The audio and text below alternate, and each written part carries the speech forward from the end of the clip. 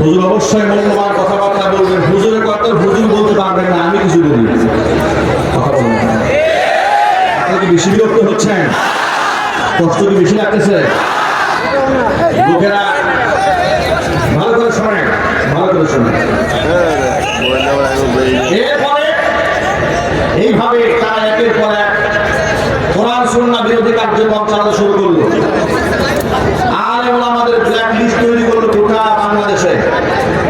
নাস্তিকদের মাধ্যমে আলেমদের ব্ল্যাক লিস্ট তৈরি করলো।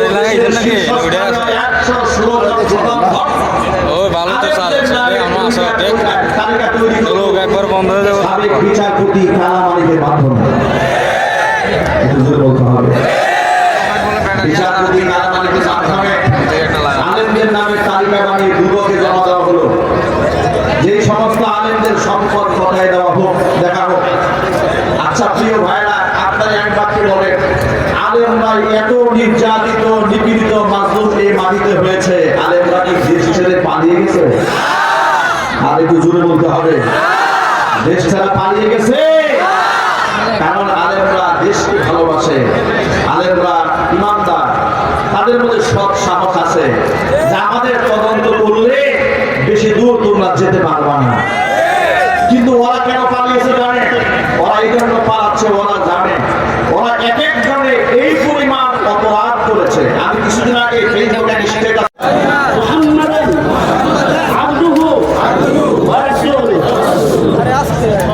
এখন থেকে আপনাদের ভাই কালেমা পড়ে মুসলমান হলো, তুমি সবাই সালাম দাও।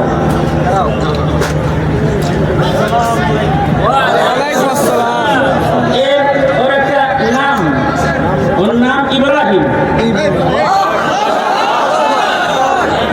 ওর নাম কি? আর ইব্রাহিম আলাইহিস সালামের শান হলো কানা হানিফান মুসলিমা। তিনি আল্লাহকে কাফেরের ঘরে জন্মগ্রহণ করার পরে একাই খুঁজে বের করেছেন এবং শিরক মুক্ত মুমিন তিনি। এটা জ্ঞানটা শাহ আল্লাহ। সে মাহফিলে এসে এই নওজোয়ান যুবক কালেমা পড়ে মুসলমান হয়েছে। আজ থেকে তার নাম ইব্রাহিম। সে আমাদের ভাই ইনশাআল্লাহ।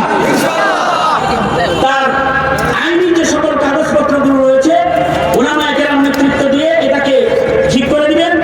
আর সে যেহেতু আমাদের ভাই হিসেবে আজকে আমাদের দলভুক্ত হয়েছে, তার দ্বীনি কল্যাণে আপনারা যদি কেউ চান আল্লাহ রাসূল সাল্লাল্লাহু আলাইহি ওয়াসাল্লাম কেউ নতুন মুসলমান হলে তাকে হাদিয়া দিতেন এবং সাহাবায়ে কেরামদেরকে বলতেন তোমরা আমাদের নতুন ভাইকে সহযোগিতা করো।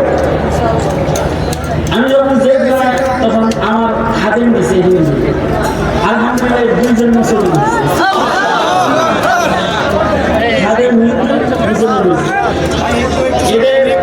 একজন বের হতে পারেন ফাঁসির আসামি, বলছে হুজুর আমার ইমানের সাথে যেন মৃত্যু হয়। আর একজন বের হয়েছে, আমি তাকে চাকরির ব্যবস্থা করে দিচ্ছি।